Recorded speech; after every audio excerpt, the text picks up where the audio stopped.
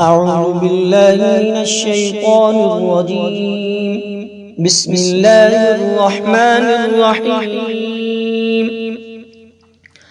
الحمد لله الذي أنزل على عبده الكتاب ولم يجعل له عوجا قيما لينذر بأسا شديدا من لدنه ويبشر المؤمنين الذين يعملون الصالحات أن لهم أجرا حسنا ماكثين فيه أبدا وينذر الذين قالوا اتخذ الله ولدا ما لهم به من علم ولا لآبائهم كبرت كلمة تخرج من أفواههم إن يقولون إلا كذبا فلعلك باخع نفسك على آثارهم إن لم يؤمنوا بهذا الحديث أسفا إنا جعلنا ما على الأرض زينة لها لنبلوهم أيهم أحسن عملا وإنا لجاعلون ما عليها صعيدا جرزا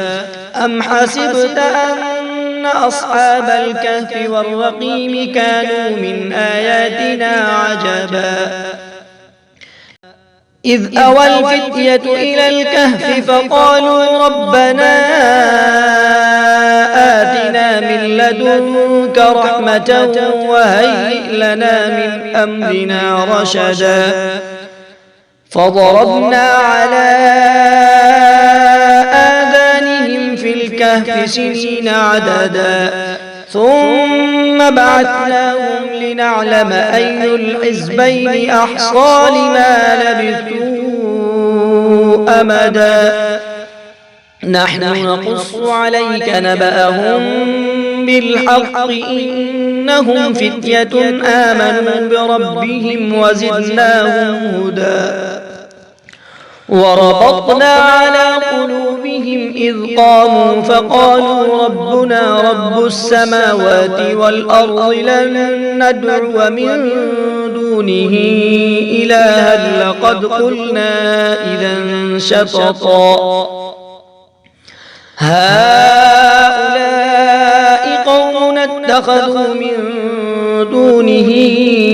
آلهة لولا يأتون عليهم بسلطان بين فمن أظلم ممن افترى على الله كذبا وإذ اعتزلتموهم وما يعبدون إلا الله فأووا إلى الكهف ينشر لكم ربكم من رحمته ويهيئ لكم من أمركم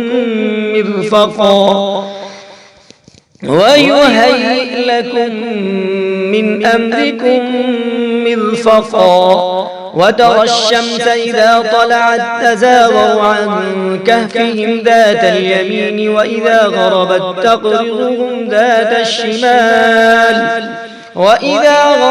تقرضهم ذات الشمال وهم في فجوة منه ذلك من آيات الله من يهد الله فهو المهتد ومن يضلل فلن تجد له وليا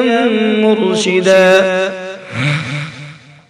وتحسبهم أيقاظا وهم رقود ونقلبهم ذات اليمين وذات الشمال وكلبهم باسط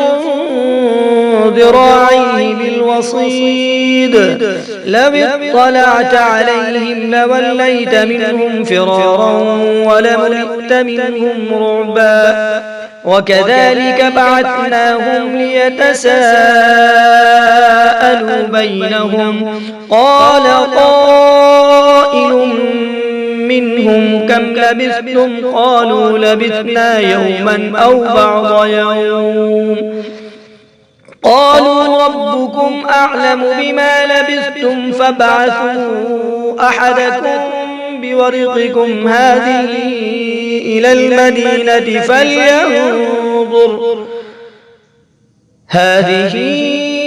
إلى المدينة فلينظر أيها أزكى طعاما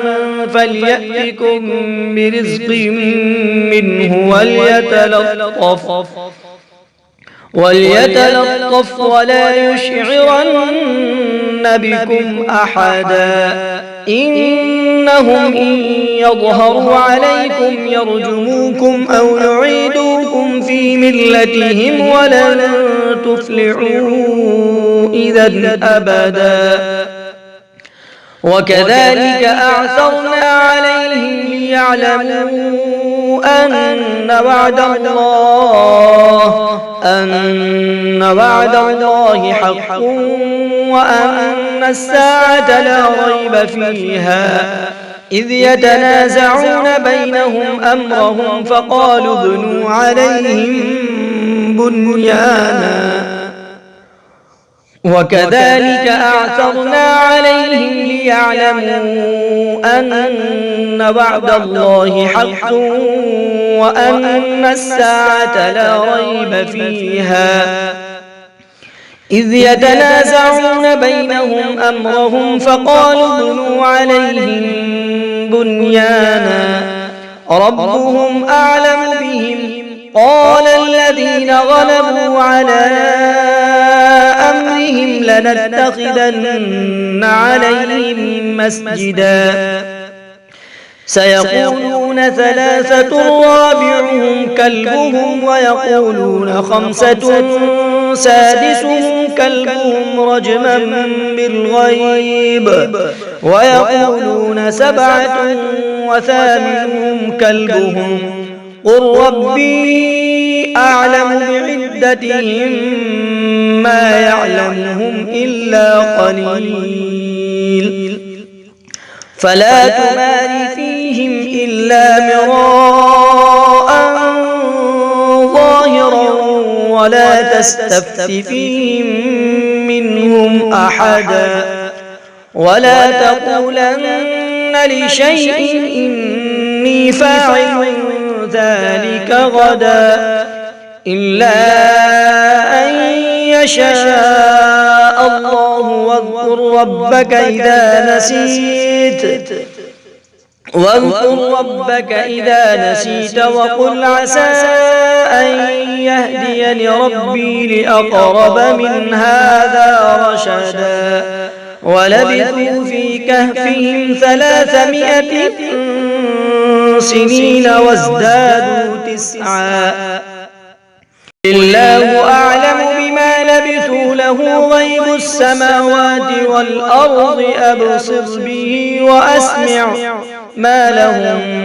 من دونه من ولي ولا يشرك في حكمه أحدا واتل ما أوحي إليك من كتاب ربك لا مبدل لكلماته ولن تجد من دونه ملتحدا واصبر نفسك مع الذين يدعون ربهم بالغداة والعشي يريدون وجهه ولا تعد عيناك عنهم تريد زينة الحياة الدنيا ولا تطع من أغفلنا قلبه عن ذكرنا واتبع هواه وكان أمره فرطا وقل الحق من ربكم فمن شاء فليؤمن ومن شاء فليكفر إنا أعتدنا للظالمين نارا أحاط بهم سرادقها وإن يستغيثوا يغاثوا بماء كالمهل يشوي الوجوه بئس الشراب وساءت مرتفقا إن الذين آمنوا وعملوا الصالحات إنا لا نضيع أجر من أحسن عملا أولئك لهم جنات عدن تجري من تحتهم الأنهار يحلون فيها من أساور من ذهب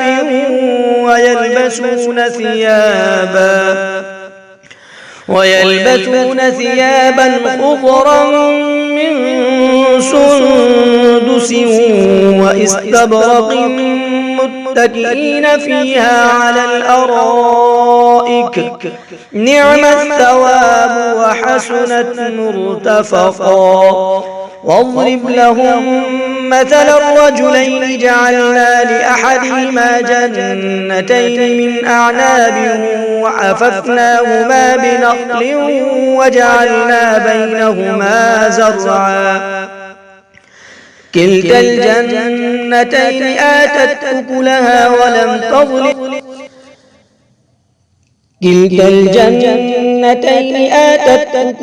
ولم تظلم منه شيئا وفجرنا خلالهما نهرا وكان له ثمر فقال لصاحبه وهو يحاوره أنا أكثر منك مالا وأعز نفرا. ودخل جنته وهو ظالم لنفسه قال ما أظن أن تبيد هذه أبدا وما أظن الساعة قائمة ولئن رددت إلى ربي لأجدن خيرا منها منقلبا. قال له صاحبه وهو يحاوره أكفرت بالذي خلقك من تراب ثم من نطفة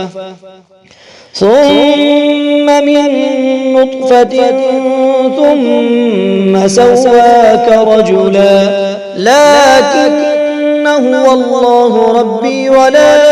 أشرك بربي أحدا. ولولا إذ دخلت جنتك قلت ما شاء الله لا قوة إلا بالله إن ترني أنا أقل منك مالا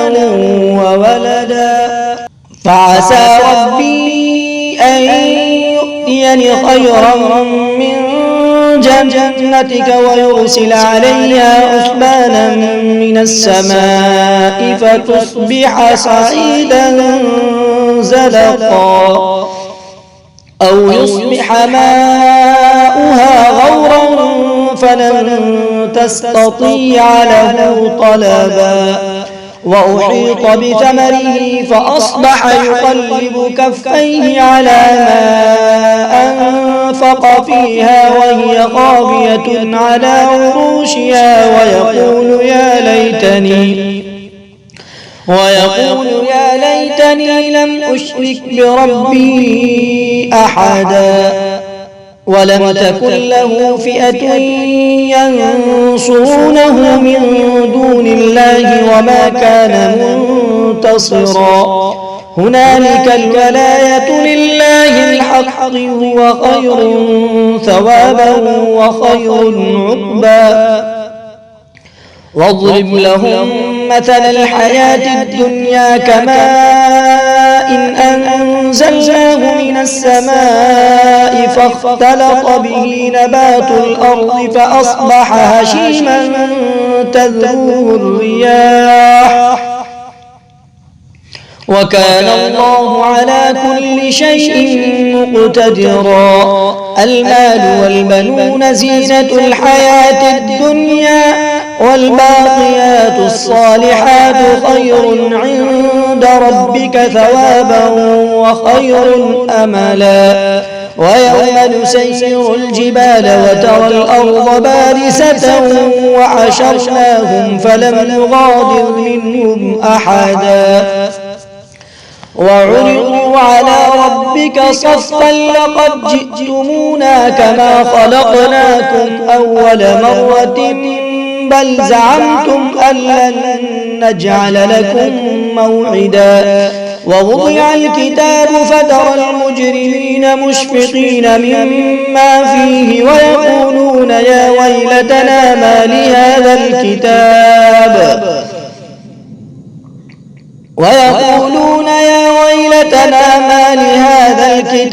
لا يغادر صغيرة ولا كبيرة إلا أحصاها ووجدوا ما عملوا حاضرا ولا يظلم ربك أحدا وإذ قلنا للملائكة اسجدوا لآدم فسجدوا إلا إبليس كان من الجن ففسق عن أمر ربه أفتتخذونه وذريته أولياء من دوني وهم لكم عدو بئس للظالمين بدلا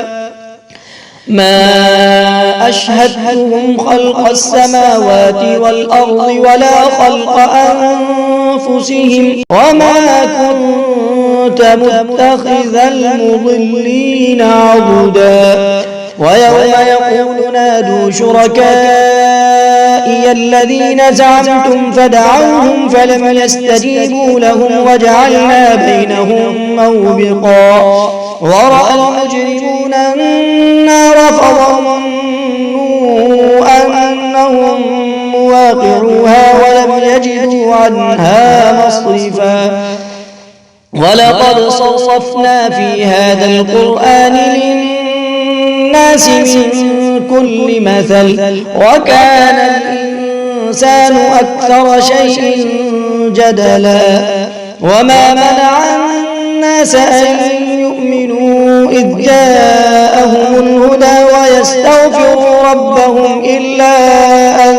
تأتيهم سنة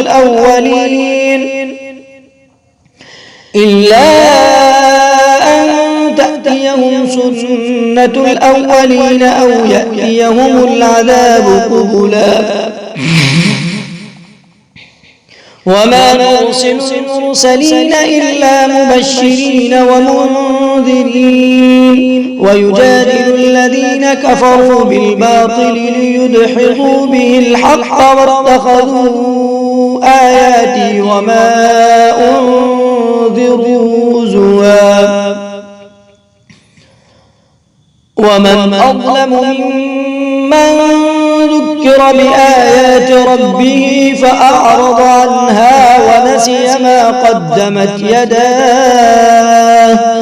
إنا جعلنا على قلوبهم أكنة أن يفقهوه وفي آذانهم وقرا وإن تدعوهم إلى الهدى فلن يهتدوا إذا أبدا وربك الغفور ذو الرحمة لو يؤاخذهم بما كسبوا لعجل لهم العذاب بل لهم موعد لن يجدوا من دونه موئلا وتلك القرى أهلكناهم لما ظلموا وجعلنا لمهلكهم موعدا وإذ قال موسى لفتاه لا أبرح حتى أبلغ مجمع البحرين أو أمضي حقبا فلما بلغا مجمع بينهما نسيا حوتهما فاتخذ سبيله في البحر سربا فلما جاوزا قال لفتاه آتنا غداءنا لقد لقينا من سفرنا هذا نصبا قال أرأيت إذ أوينا إلى الصخرة فإني نسيت الحوت وما أنسانيه إلا الشيطان أن أذكره واتخذ سبيله في البحر عجبا قال ذلك ما كنا نبغي فارتدا على آثارهما قصصا فوجد عبدا من عبادنا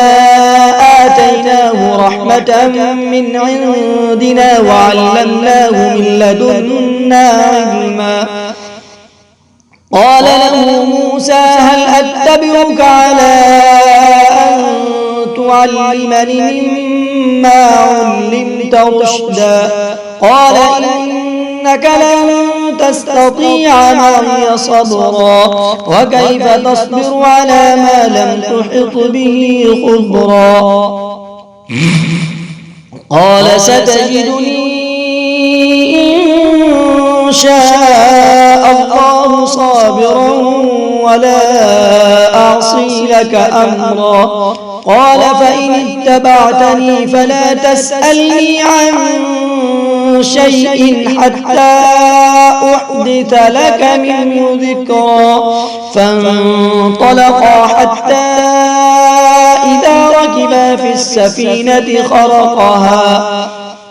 قال أخرقتها لتغرق أهلها لقد جئت شيئا إمرا قال ألم أقل إنك لن تستطيع معي صبرا قال لا تؤاخذني بما نسيت ولا ترهقني من أمري يسرا فانطلقا حتى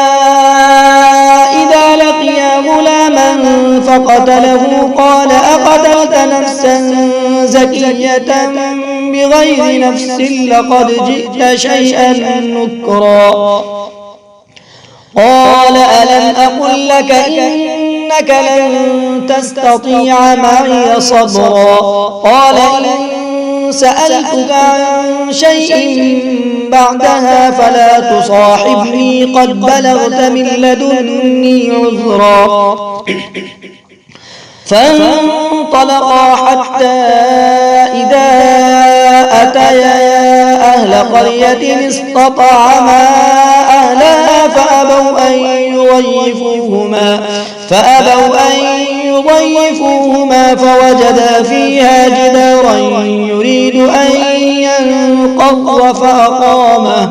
قال لو شئت لاتخذت عليه أجرا قال هذا فراق بيني وبينك سأنبئك بتأويل ما لم تستطع عليه صبرا قال هذا فراق بيني وبينك سأنبئك بتأويل ما لم تستطع عليه صبرا أما السفينة فكانت لمساكين يعملون في البحر فأردت أن أعيبها وكان وراءهم ملك يأخذ كل سفينة غصبا وأما الغلام فكان أبواه مؤمنين فخشينا أن يرهقهما طغيانا وكفرا فأردنا أن يبدلهما ربهما خيرا منه زكاة وأقرب رحما وأما الجدار فكان لغلامين يتيمين في المدينة وكان تحته كنز لهما وكان أبوهما صالحا فأراد ربك أن يبلغا أشدهما ويستخرجا كنزهما رحمة من ربك وما فعلته عن أمري ذلك تأويل ما لم تسطع عليه صبرا ويسألونك عن ذي القرنين قل سأتلو عليكم منه ذكرا إنا مكنا له في الأرض وآتيناه من كل شيء سببا فأتبع سببا حتى إذا بلغ مغرب الشمس وجدها تغرب في عين حمئة ووجد عندها قوما قلنا يا ذا القرنين إما أن تعذب وإما أن تتخذ فيهم حسنا قال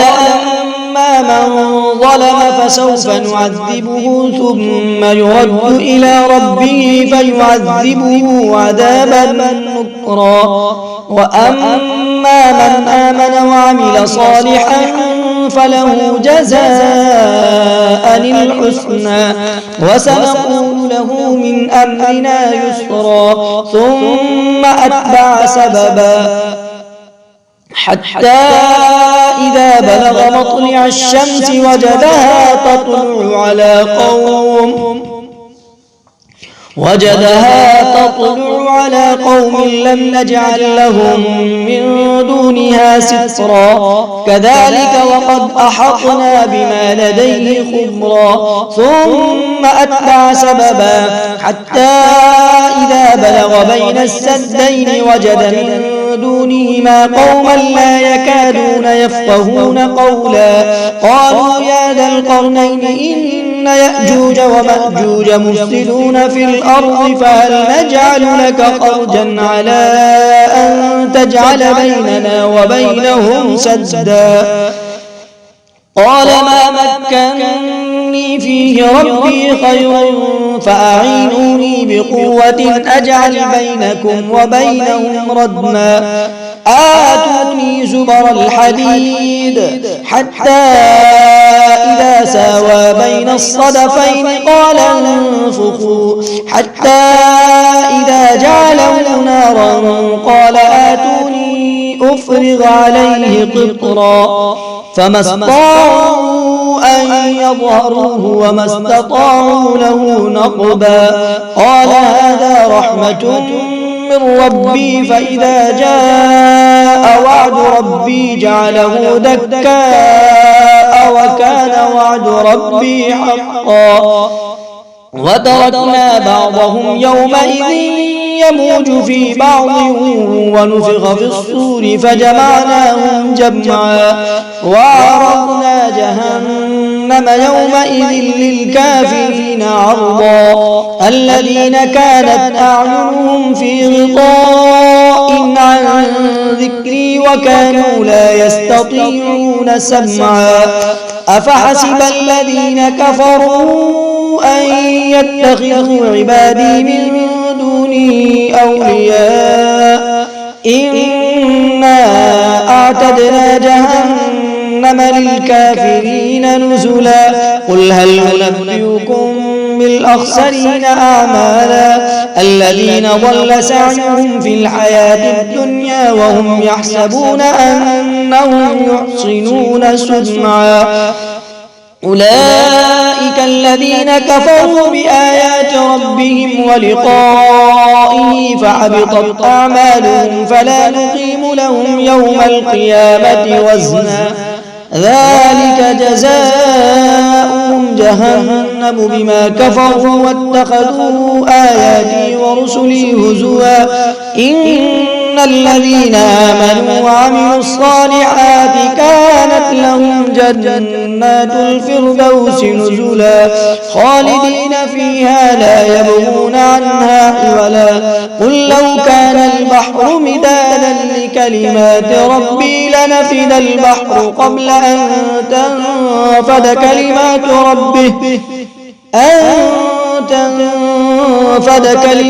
ربي ولو جئنا بمثله مددا قل لو كان البحر مدادا لكلمات ربي لنفد البحر قبل أن تنفد كلمات ربي ولو جئنا بمثله مددا قل إنما أنا بشر مثلكم يوحى إلي أنما إلهكم إله واحد فمن كان يرجو لقاء ربه فليعمل عملا صالحا ولا يشرك بعبادة ربه أحدا.